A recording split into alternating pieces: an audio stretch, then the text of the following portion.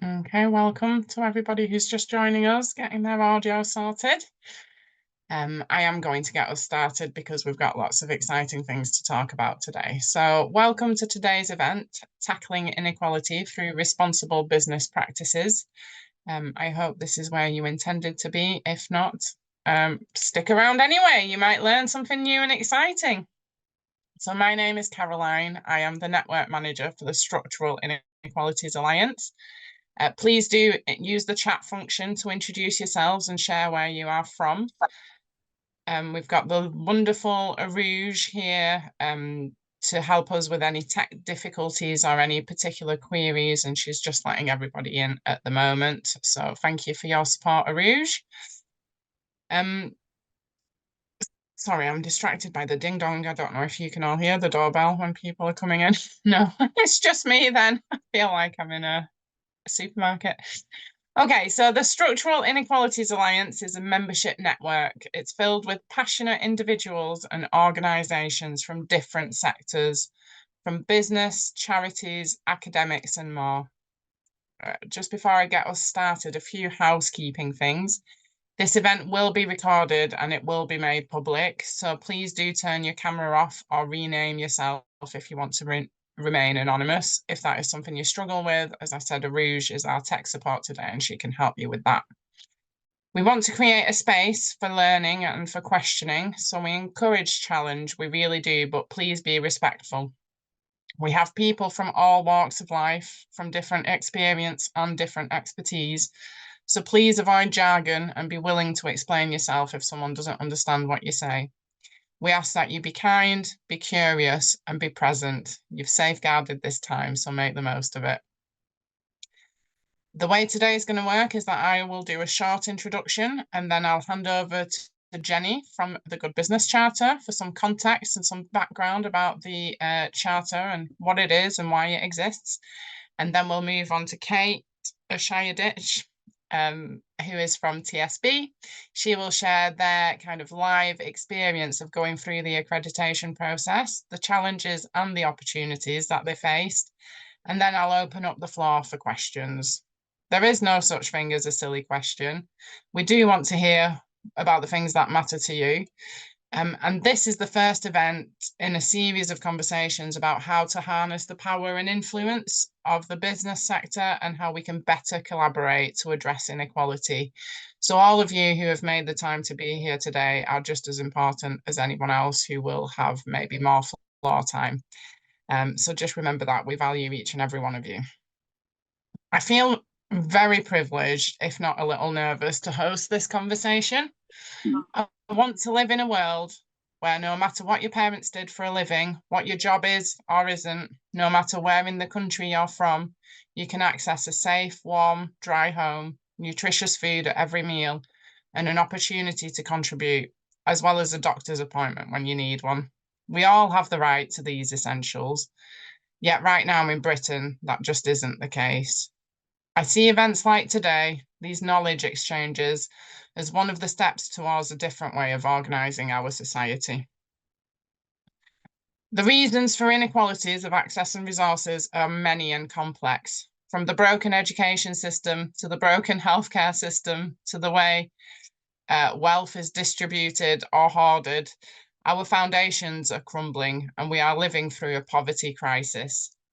For a long time, employment has been declared as a way out of poverty. But whilst we continue to ignore the barriers that those in and out of work face, even if every single person of working age was in employment, we would still have poverty, and that is structural inequality. Another example would be the regulation and implementation of corporate welfare versus social welfare. During COVID, money was directly put into people's pockets, well, their bank accounts, and this was proven to reduce poverty. When it was taken away, poverty rates went back up, as recently demonstrated by the Joseph Rowntree Foundation.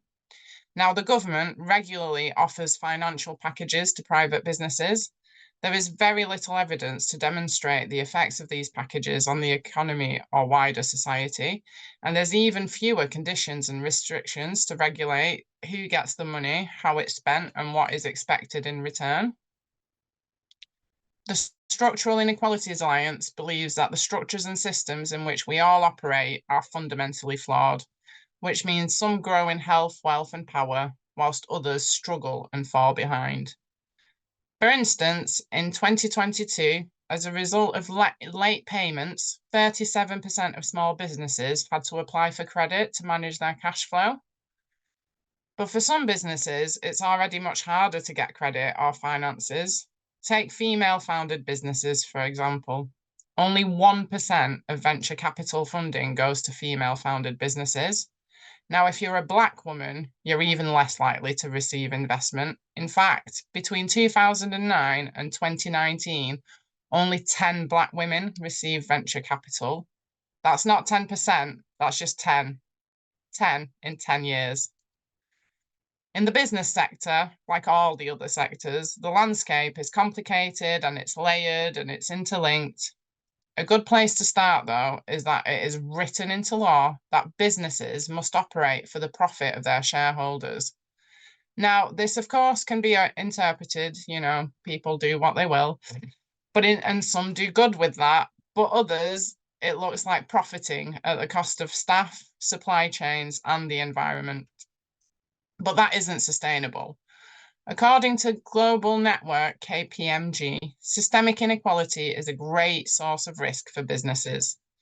They say that it limits productivity, it has the potential to constrain consumer spending and growth, destabilizes supply chains, triggers political instability, and jeopardizes their social license to operate. So in that starkness, what do we do? Well, there's a rich history of cooperative movements, social entrepreneurship, and lobbying for progressive policies. Some businesses are even established solely to further social justice. There's a growing movement with diversity and inclusion practices, social mobility, community wealth building, and these are all rich and exciting topics that we could be delving into. But actually, what about the rest? Well, as I said earlier, I was a little bit nervous to host this conversation because other than working in retail or hospitality in my teens and early 20s, I've actually never worked for a profit-making organisation. I've been charity sector through and through, and well, I don't know if you do all know, but certainly there are many challenges there too.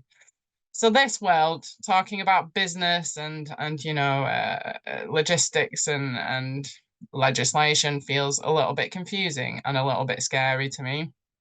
And I imagine for some people who are only just thinking about shifting towards a more responsible business model, it might seem scary and confusing too. So through the Alliance, we want to curate spaces where we can do hard things and where we can support each other to work differently. So in our ambition to do this, we've teamed up with the Good Business Charter. So this is an initiative which recognises, champions and encourages responsible business behaviour. One of the things that attracted me to this collaboration with the Charter is that it works for all types of businesses, all different sizes, all different structures and models. And so to find out a little bit more about that, I'd like to hand over now to Jenny Herrera, the CEO of Good Business Charter. Thanks ever so much, Caroline, and it's wonderful to be with you here this afternoon. So the Good Business Charter was the idea of Julian Richer, who is a retailer and has built up his business on these principles of behaving responsibly. He would tell you that he read a book early on in his experience as an entrepreneur called In Search of Excellence, and really then took a knife to his business and looked at every area, but particularly championing his people. So that has been such a key element of how Julian has done business throughout. And of course, if you treat your people well, they're likely to treat their customers well. And Richard Sounds is very well known for being an excellent customer service retailer, has won the Which Retailer of the Year award many, many times over the last decade or so. So he just sort of did this all the time, but at the same time thought, you know what? this needs to be something that we are celebrating at a wider level and moving forwards at a wider level and really just seeking to move the dial. And so he brought together the CBI and the TUC back in 2019 and said, could we bring together an accreditation that really sets a clear way that we should behave in a number of different areas, so that we're not just looking at one specific thing and going deep there, but we're just saying, actually, for responsible businesses to really show that they are behaving responsibly, they'll do it not just to their employees, they'll think about the planet. And what about their supply chain? And how about their customers? And of course, the thing that most annoys consumers is that people don't pay their taxes properly. Some of these big companies that, as Caroline referenced, get subsidies from government but don't pay their UK tax. So we brought this together in the Good Business Charter, which has 10 components, and they are 10 minimum standards that we are calling on businesses to adhere to. It's not a pick and choose, and that is where a real strength lies in it, that actually it's not okay to be super amazing in the environment but not sort your payment terms out and crush small suppliers. It's not okay to care about your people and forget about the environment. It is a really all-in-one thing. And we used to think this was just common sense, but it turns out it is quite a high bar, because there are a lot of organisations that can't do it. And we have even had organisations that have had to leave because they're no longer committed to the real living wage. So let me tell you what the 10 are. I haven't brought a slide, but it's all very clear on our website. So the first 5 are all about employees. It's paying the real living wage, because the real living wage is independently calculated, and that means that it is based on what people actually need to live on in this country. And of course, one of the massive issues with inequality is the growing number of people in work who are struggling, who are in poverty. So payment of the real living wage. The second one is about fair hours and contracts. That is, if you were to use 0 hours contracts, the appropriate way to do that, because that is another whole issue in this insecure work. It's not just low paid. So many people are stuck in low paid, insecure work. We then have employee well-being, employee representation, that all employees truly have a voice, and then EDI, so equality, diversity and inclusion. We then have the impact on the environment, and yes, that's only one of the 10, but that one is, what are you doing? How are you managing your impact on the environment and your journey to net zero? There's then the payment of your fair share of tax, in the spirit of the law, not just the letter. Then your commitment to customers, ethical sourcing, and prompt payment to suppliers. And those are the 10 that we've brought together. And it won't be perfect, but over the last 4 years, no one's really said, but you've totally forgotten this area. More likely, it's that people are just thinking, this is the area I'm struggling in. And this is where the Good Business Charter gets really exciting, actually, that an organisation says, we want to accredit, but we're working on these 2 areas, because until we've sorted those out, we can't. And that means that we are part of lifting standards across the whole range, really. And you know, this is morally right stuff, but it's also consumers are demanding it, and more employees, particularly younger employees, are asking, what is your ESG strategy? What is your business doing? What's your plan in this area? So there is a growing demand, and in the investment space as well. So we are passionate about having something that is accessible for all sizes of businesses.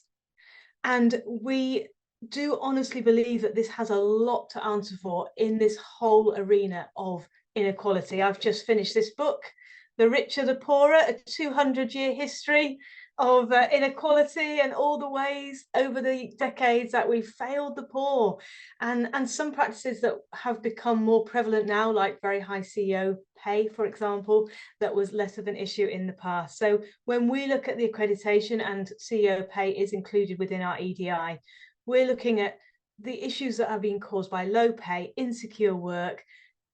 Caroline referenced Black female entrepreneurs. Isn't that a terrible statistic? So in the whole area of different people who are underrepresented and aren't getting support, and paying small businesses, and everyone just paying their fair share of tax. one of the things about the Good Business Charter is it's so wide-ranging that we can go into so many different directions, and that can actually be a real strength. Just a small example, we are working with Crisis and the DWP and DLUC on a homelessness covenant. Now, where does that fit in ours? Well, actually, what we've argued is it's all very well offering placements for people who are homeless, but have you got the policies and the environment in place once they're there to care for them, to make sure that they are given the opportunities like everyone else? And what about those in your workplace who might be at risk of homelessness? So that's just one area where businesses acting responsibly can make a real impact in some of these issues that we're facing as a nation. I want to give you a few examples before I hand over to Kate to give her perspective from TSB. In no particular order, Northumbrian Water Group is one of our accredited organisations, and where they've really taken the Good Business Charter and focuses in procurement. They do a lot of work up in Durham around social value, and they've really looked at the Good Business Charter as part of their procurement. So looking down their supply chain and saying, and this is the great thing that they can say to businesses of all sizes, of all sectors, can you commit to these 10 components? They're not at that stage yet where if you can't, you're out, but you can see that there is a possibility there to start putting, and that's what we'd love the government to do. Wouldn't that be great, that they would only procure to organisations that can meet our 10? In ESG reporting and in annual reporting as well, West Bromwich recently included a section about the GBC in their annual report, how they are fulfilling their different commitments across our 10. Schroders Personal Wealth have also, and they're really focusing on the tax, but they've done an ESG report that explains how the Good Business Charter helps them meet what they need to do in the ESG space.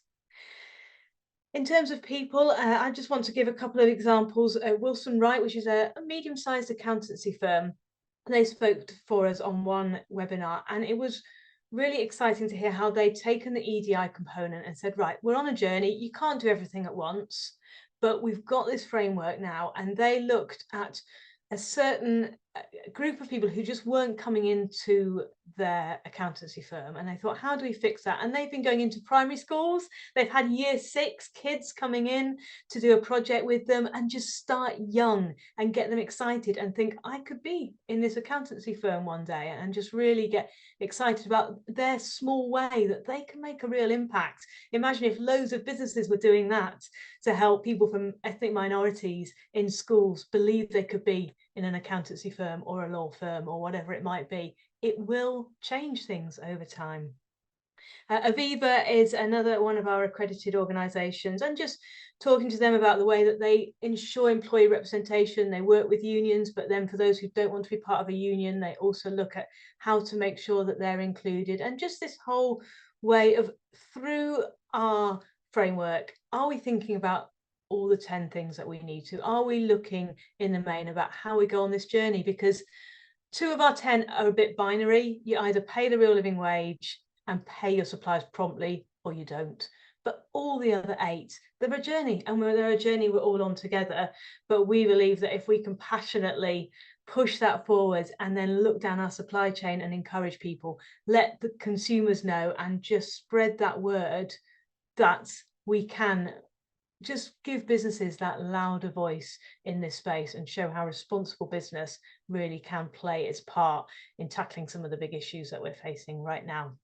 So that's a sort of broad sweeping one. I don't want to talk too much. I'd rather pull in questions from you, but I would like to hand over now to Kate. TSB Bank have been absolutely fabulous, and she will tell you about their journey with the Good Business Charter. Yeah, thanks, Jenny, and hi everybody. I'm Kate O'Shadich, and as Caroline said, I lead the responsible business team at TSB. We haven't always had a responsible business team at TSB. Actually, if we go back to 2020, we really kind of were looking at ways that we could improve kind of the advocacy and trust in our business, both by our colleagues, but importantly by our customers. And that was off the back of what some of you will remember as you may not, but we certainly have it marked in our brain as a very, very gone wrong IT migration program.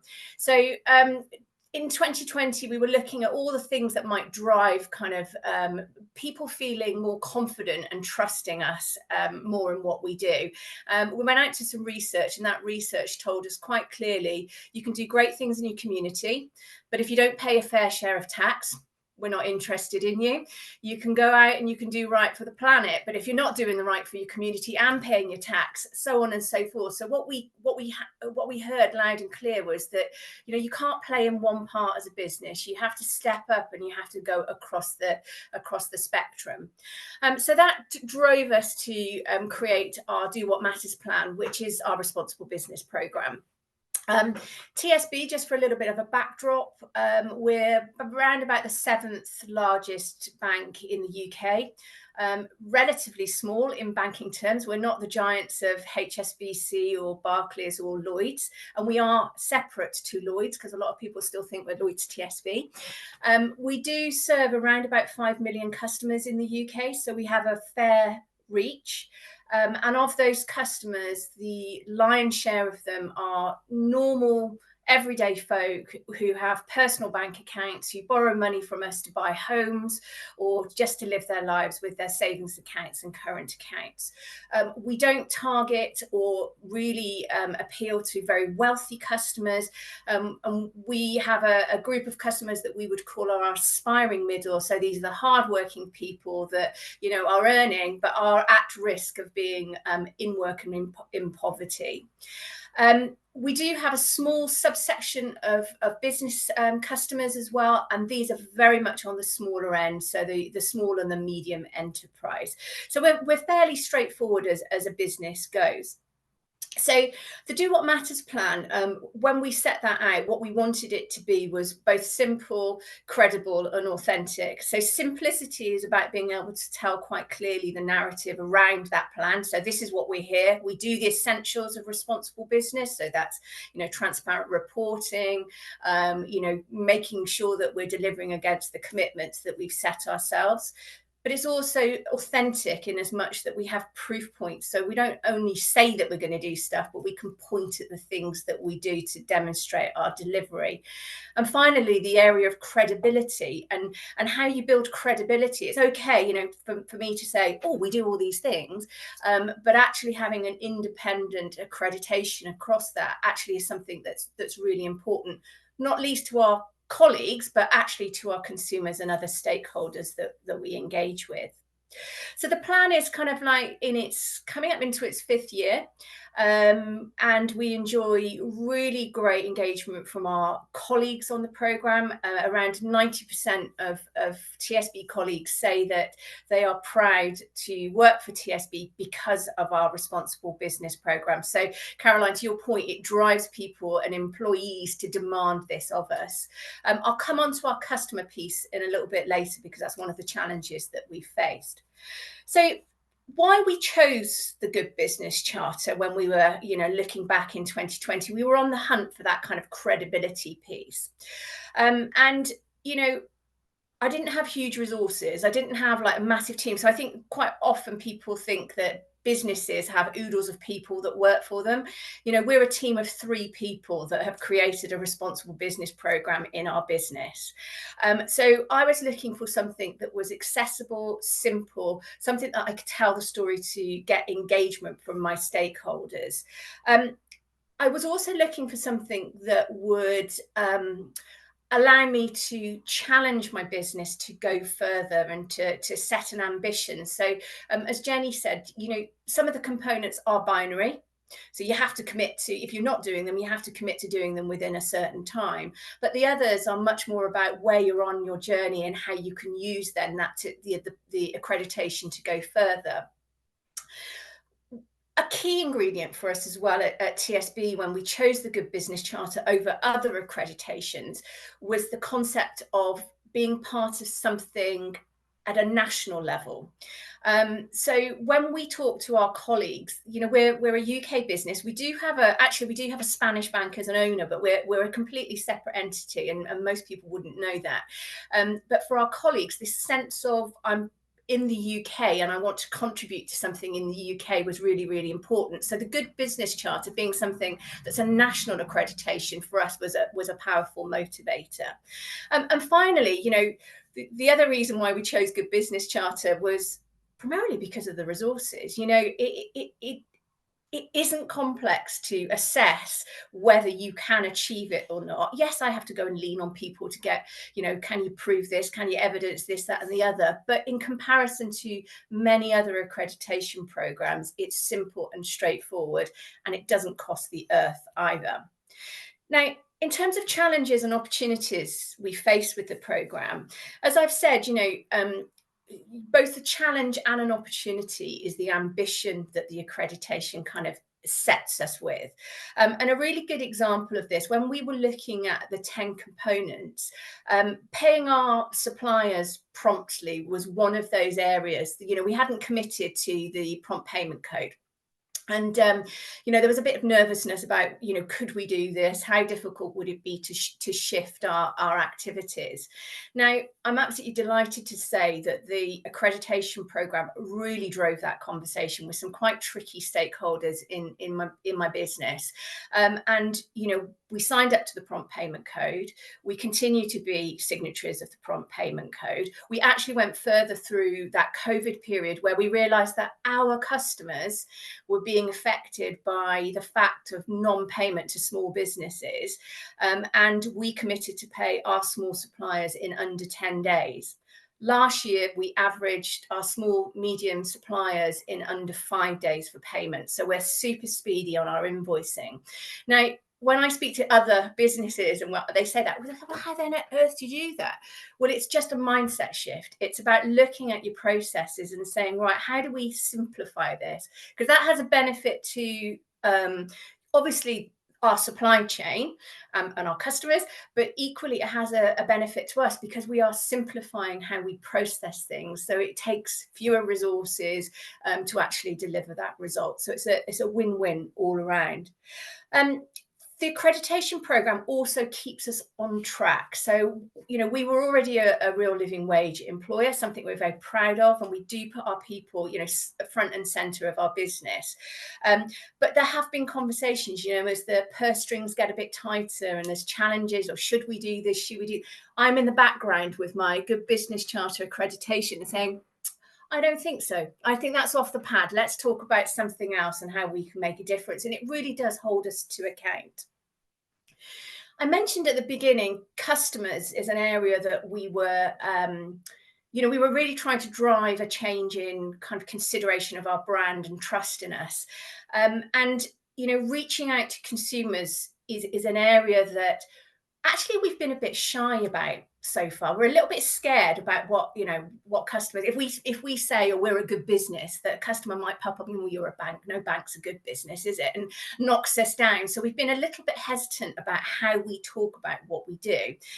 Last year, we pulled together some customer research where we spoke with around about 1,000 of our own customers to understand what they expected of us. Now, over 2/3 of them said, we absolutely expect you to behave in an environmentally and socially responsible way. Great. Sadly, less than half of them understood whether we did or didn't do that. So we've got half of our customers who are going, you know, no idea whether you do this or not, which is also great for me because it helps me drive the kind of the marketing team to talk to our customers more about this. And then interestingly, 90% of our customers that we researched told us that they would be interested in hearing about the things that we do. This is where Good Business Charter for us really steps up, because what we want to be able to do is to show and demonstrate how, you know, having the logo of Good Business Charter means that we have achieved these 10 components, that we're committed to them. We want consumers to be able to recognize that, whether it's our own customers or any other customer of any other business, that they can make decisions with their pocket and their wallet about where they put their spend and how they support responsible businesses. Interestingly, that research also told us that some of the stuff that we we do. So we tested with them. Would you like to know about how we pay tax? Would you like to know how we pay our staff, a real living wage? Would you like to know about our diversity and inclusion kind of approach? And actually, from our consumer perspective, they're less interested in that from us. They said to us, but we would expect you to do that because you're a bank. And it's interesting. I think consumers generally think that businesses automatically do this. So therefore, we've got some really bad businesses that are getting away with it. And so the more we drive this concept of being a good business and what that means with consumers, the more those bad businesses are going to feel it and are going to have to pull their socks up and join the ranks. So I've gone on for a bit, but I just kind of leave it. For me, what I really want and what I would love to see with the Good Business Charter is that we build and continue to build a movement where businesses up and down the country are being accredited and recognised for the good that they do, and that consumers, just like the red tractor on your meat packets, customers can make a choice and can see that they are absolutely spending with a good business. Very happy to take any questions. Thanks, Kate. And thanks, Jenny. I think you've both made it seem so simple, I feel. I think it's really achievable and really practical and really manageable. Now, I've got a couple of questions whilst I let people from the audience kind of warm up. Please do raise your hand or put your question in the chat. So one of the questions that is kind of mulling around my head, it was really good to hear you, Kate, say that actually, even though you're a large organization, you're a small team of 3 and you've kind of worked, used the accreditation to make this impact. Is there, either of you, do you believe a way that larger businesses and businesses who have already accredited can support smaller businesses? Because some organizations only have 3 people in them altogether, I guess, and we want to make this accessible. So is there a way that people who have already been through the learning and through the process can share resources, or what's available to support businesses of all sizes to get through the accreditation? I think first of all, I'd say that and what I didn't mention before is we work with the FSB to develop a streamlined version of the Good Business Charter, which works for businesses up to 50 employees. And that is a simpler process. It is literally 10 questions. Are you committed to these 10 things? Now, there are financial challenges with some of those commitments, but we also say we've used the language that it fits for them, because obviously if you have only got 3 employees, 5 employees, then EDI looks very different. Employee wellbeing is a lot easier if you've only got 5 employees. People say, well, we have one-to-ones each week and we have a nice lunch together on this day or whatever, and it's much easier to cater for and get that environment right. So we do work with that, but I do think, and this is sort of an area of growth for us really, that some of the bigger organizations have said, hey, we've got volunteering hours. And I was talking to one big corporate in York, and they were saying, well, I wonder what we could do around that. And I said, I know what you could do. You could offer your corporate volunteering hours to help smaller businesses in York that need support. And that could be a way to gather them together and make use of their resources. So now that wouldn't necessarily be the responsible business team, because I think most big businesses, the responsible business team is small, but it's actually more in the people team, perhaps, or in the PR team, helping them to get the message out and communicate that. Or what about the procurement team or finance team when it comes to things like paying invoices and good systems? So I think there's definitely something that we can develop more around that. I didn't entirely agree. I think, Caroline, I didn't think they'd have got anything else to add. Oh, brilliant. Thanks, Kate. And then another question, which is an amalgamation of my own thinking and some comments in the chat from Alison Taylor, also, who unfortunately has had to leave. There are lots of charters and there are lots of accreditation, from the Good Employment Charter to someone's mentioned B Corp. The question's twofold, really. Is one, what makes Good Business Charter different? And someone here from a local authority has asked, how would a business go about evaluating which charter is the best for them? So what's different? Threefold. What's different about the Good Business Charter?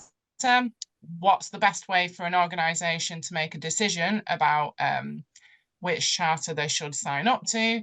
And thirdly, I would say, is there a benefit to having so many different opportunities to engage with this kind of work through different charters? So I'm biased, but the Good Business Charter, you know, the reason that Julian set the Good Business Charter up was that he didn't think there was anything else that really does what it says on the tin in a really clear way. And bear in mind, he's a retailer, so he starts from people walking down the street, walking into his shops. What do they don't understand, you know, they can't plow through people's sustainability reports. And of course there are, like, take the environment for example, there are many different accreditations that might be sector specific, but what if there was something, and Kate mentioned the red tractor mark, fair trade is another example, something that says, right, this business is responsible across the piece. And there isn't really any other that does that in such a clear way. So what we would say is, if you're thinking, okay, I just want to be part of something where we are being responsible in a holistic way across all areas, the Good Business Charter is an excellent place to start. Now, from Good Business Charter, some people will then go and do a B-Lab assessment and start developing that. But the reality is that some B Corps don't pay the real living wage, so they can't be GBC accredited. So, and it does, I would argue that a member of the public, if they see someone with some of these accreditations, they don't know what it means.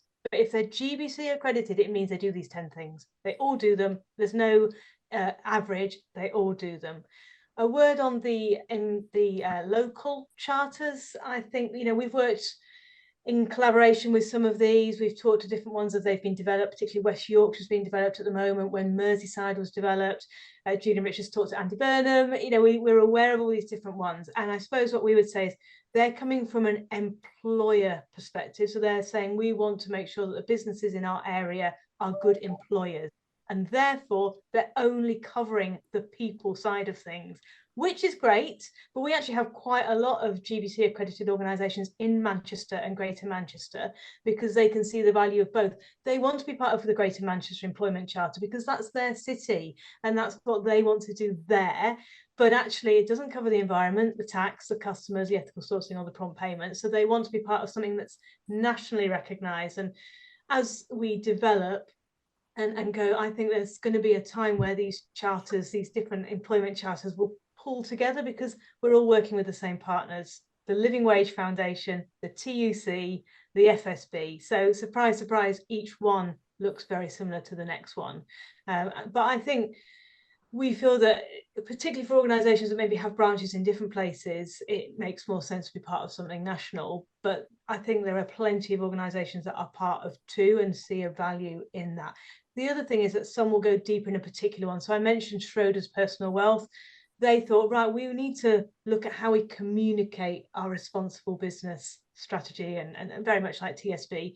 And they found the GBC, similarly, they just looked at what was out there, found that the GBC was very clear, and they do that. But then they've now gone to the fair tax mark, because for them, for their business, tax really matters. So they've gone now and got the fair tax mark accreditation as well. So I think, you know, some will have all these accreditations dancing along the footer of their business, and some won't. But what we want, our vision in 10 years, is that you'll walk down the high street and the busy cafes and the busy shops and then the busy banks will be the ones that are GBC accredited, because more and more people are saying, this isn't okay, we need to behave responsibly. But we're still confused about what that looks like.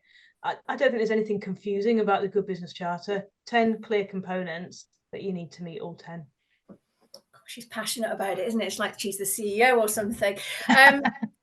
Taking it from a real life position, we did look at other accreditation, you know, programs for our overall responsible business program, and we do have a number of other accreditations, you know, whether it's in you know, the employee space, whatever. But what we looked at, and you know, why we landed on Good Business Charter was because of its simplicity, right? So I had, you know, finite resources, quite shallow pockets to be able to do anything with, and some of the other accreditation programs, you know, just take a lot of time, aren't really understood that well. So, you know, it's almost like, you know, let's go for the one that's going to be the easiest to communicate.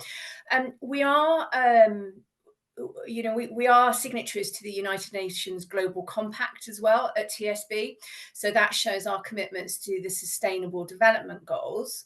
And when we researched the Sustainable Development Goals with our colleagues, most of them scratched their head and said, I've no blooming idea what that is. So again, it's that kind of resonance about how something, you know, we kind of, you can get overwhelmed with accreditations, but the point is, do people really understand what that accreditation means? And I think Good Business Charter, I think you've already said it, Jenny, but it does exactly what it says on the tin.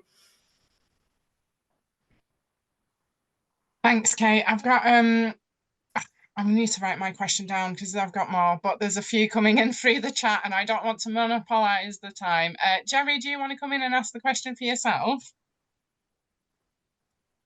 Yeah, sure. Hi, thank you. I've really enjoyed the talk. I'm just wondering what research you've been able to do on which types of businesses, so not so much in terms of size, but in terms of what they do, find which components of the Charter more difficult to achieve than others. So, for example, what's the difference between a supermarket trying to achieve all 10 compared to a bank? Thank you. Question. We haven't done any sort of set research, so it's certainly something we should look into. But from what I know from working with different sectors is the real living wage is without a doubt the biggest barrier. So we have tended to say to the Living Wage Foundation, right, can we talk to your 14,000 living wage employers? We'll start there. And of course, there are key sectors for which that is a big problem. So hospitality, care, and supermarkets. So obviously some supermarkets, you know, with supermarkets, they have upped their wages, but it's regularly contracted. So the Living Wage Foundation, it's not just about those who work for you, you're regularly contracted. So that does remain the key barrier. It's an interesting one though, isn't it? Because what else would you choose? You know, you've got the national minimum that everyone should be paying anyway. And then, you know, it's that commitment to go above that for what people need to live on.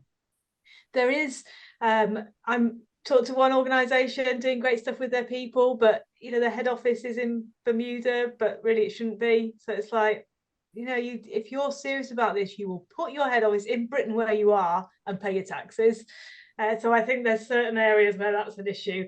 And I've got one organisation soon to accredit that's been holding off because they don't have the prompt payment in place. And that's what's been so brilliant about the TSB's example, that you can actually, I love what Kate said, it's a mindset change. If you actually say, no, this matters, then you change other things to make that work. And the fact that small businesses are going out of business every year because they're not paid on time or having to go and get loans is, especially with the current high interest rates, just really isn't acceptable. And yet we've come to accept it. And I think what Kate says is very true. People don't realise it. You know, people on the street don't realise that a supermarket might have a small supplier on 90 days. Thanks for that great question, Jerry, and thanks for your comprehensive answer, Jenny. I've got a question here from Priya from the Equality Trust. I can't see her. I know she's on the move today, so I'm going to ask it on her behalf. But Priya, if that's wrong, please feel free to pop up. Priya is asking, do you have any mechanisms in place to ensure compliance? So the way that we set it up, if you look on our website, there's a whistleblowing process. So that because you've got two directions to go with an accreditation. One is an all-out audit, which costs an awful lot of money. And if I'm honest, might not pull it up anyway. I'm an auditor by profession. That was my first job. So I know that I could go and audit loads of stuff and I still wouldn't find that you had two people on 0 hours contracts. You know, you cannot possibly prove it down to the nth degree. So what we focus on is you commit, and then you have to get our logo on your website and you have to tell people internally and externally. In my experience, that involves businesses going over the top in their due diligence because they don't want to be found stating something that they don't do. So they're actually just that, asking them to make sure that they're putting our logo on their website, and we won't put ours, we won't confirm their accreditation until they've done that. helps secure that. But then we have a whistleblowing process on our website where if you're a customer, supplier, employee of one of these organizations and you're like, they're not doing it, then we say, tell us, and we will then launch an investigation with that organization to find out what's going on. The other thing to say is that we won't be scared to throw people out. So sadly, just last week, one of our big organizations, Capita, who was actually founding one of our first organizations to accredit, you may have seen it in the papers, have said they are no longer committed to the real living wage. They're out. They've got no other option. It's you do all 10 or you don't. So so that's the other thing, just to say, as soon as we are aware, we just say, no, you have to meet this bar, you have to meet all 10. So that's the way we're working it at the moment. Thank you very much. And I really love that kind of participation approach to accountability, because, and I really loved hearing Kate say that actually the accreditation is a source of pride for your staff and your colleagues, and that actually encourages them to demand better. So that's really lovely. Thank you. Right, so we've got 10 minutes left. I don't want to hog all the time with all of my questions. We've got two fantastic women full of passion and energy, really great resources to utilise. So please don't be shy. If you are a business just thinking about starting this, or if you have any kind of sticking points, or you just want to share your experience about thinking and working in this field of making business a force for good, regardless of what your day-to-day business is, please do jump in, raise your hand, or pop it in the chat.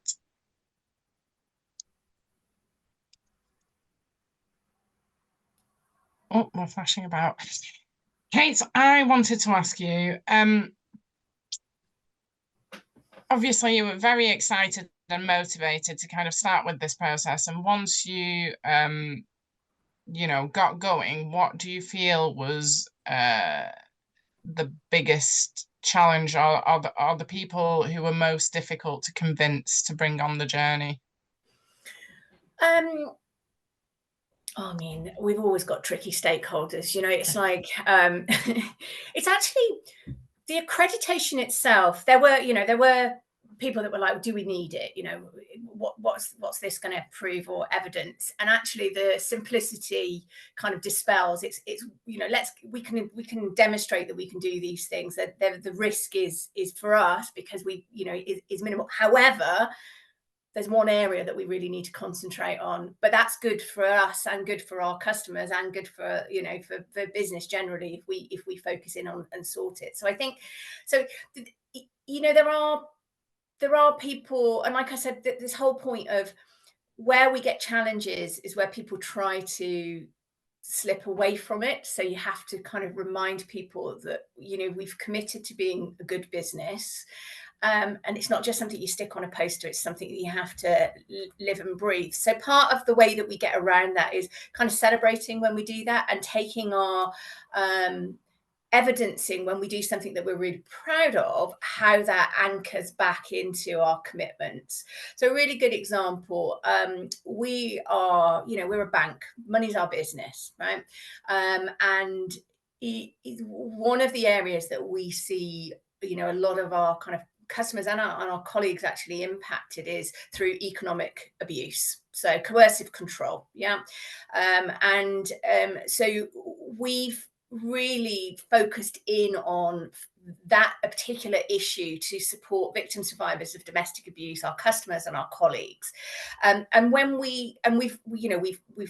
It's enabled us to have brilliant conversations with the third sector, brilliant conversations with government, and really kind of move the dial and change the some of the kind of the funding that's available to victim survivors. So I'm super proud of that. But my point is actually then and our colleagues are like really proud that they're able to do that, but then being able to say to them, this is one of the ways that we demonstrate that we're a good business, showing that we go, we do right by our people, but we do right by our customers as well. It's a really powerful thing.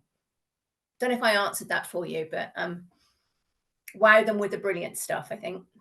Yeah, I really love that approach. Again, as I said earlier, I felt quite nervous about this because, you know, business and I use the term business as a catch-all, but as you said, like the banking sector is a sector within the business industry, and there are lots of different ones.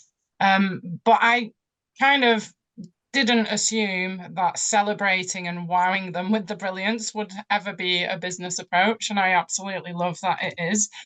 So thanks for sharing that and changing my mindset about it, definitely. And just making it feel, like I said, that it is accessible and doable, and that we all have a role to play, and that we can get there collectively. Let me just have a little, any further questions? All right, well, back to me then. I like to work on the process or on the basis of just one thing, because in the world of equalities, it can become overwhelming very, very quickly. Everything is so nuanced, and, you know, you start tinkering at one thing and the unintended outcomes can be brilliant or sometimes can be debilitating for others. And that can create a space where people are just too frightened to act. So I'd like to ask you both in turn, if there's just one thing that we can all do in our businesses today, what would you recommend that it is?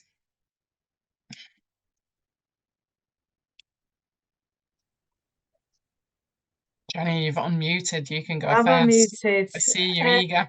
Now, it could be just because it's very present in my mind with what's happened with Capita, but I think just providing well-paid, secure work for employees.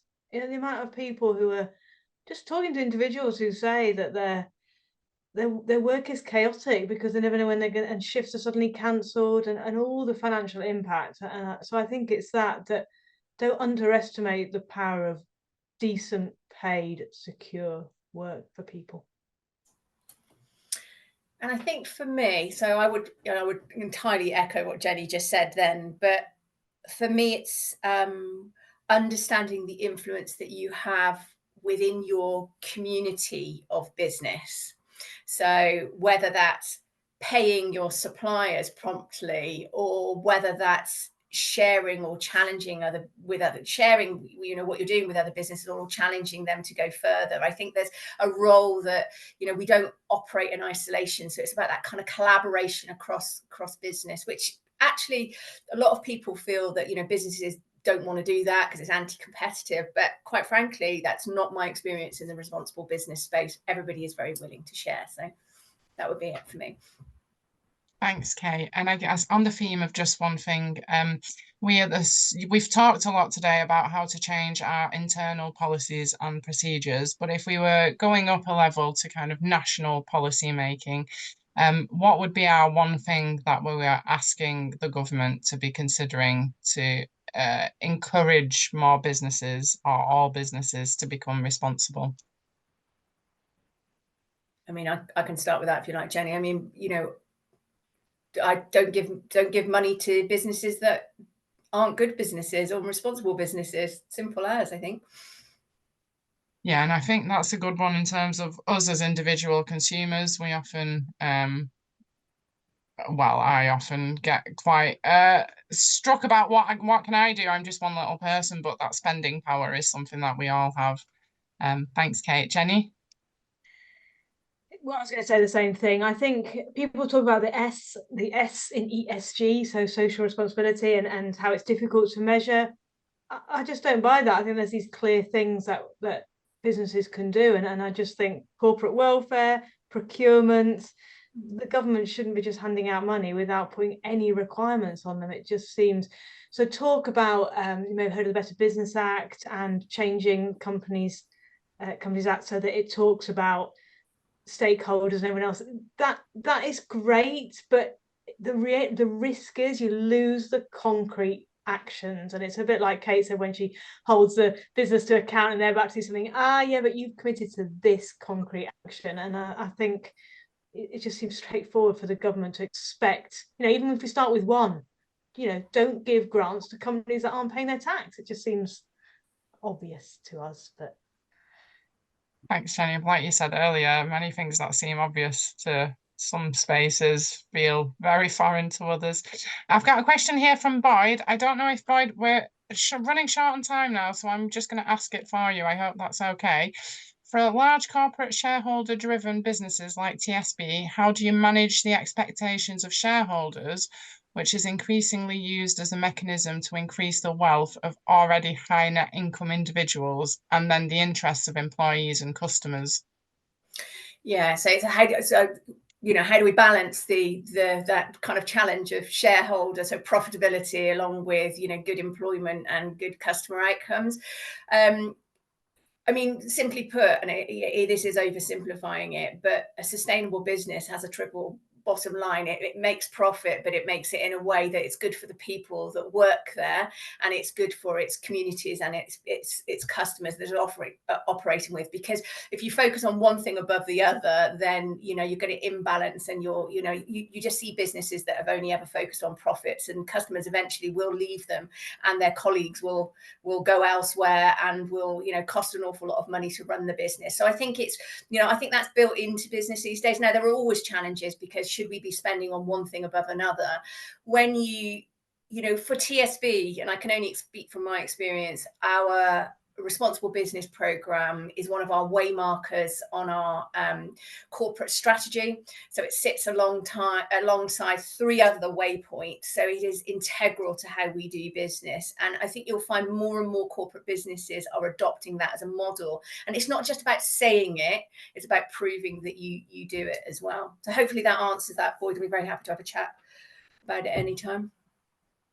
Oh, thanks very much, Kate. And I can see that Priya had a question and Jenny has kindly answered it in the chat. Thanks for doing that, Jenny. We are at 2 minutes too, and I feel like your time is very precious and valuable. So I am just going to start wrapping up now.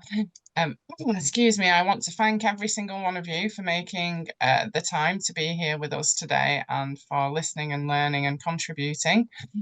Oh, excuse me. It is the beginning of a conversation for us at the Structural Inequalities Alliance.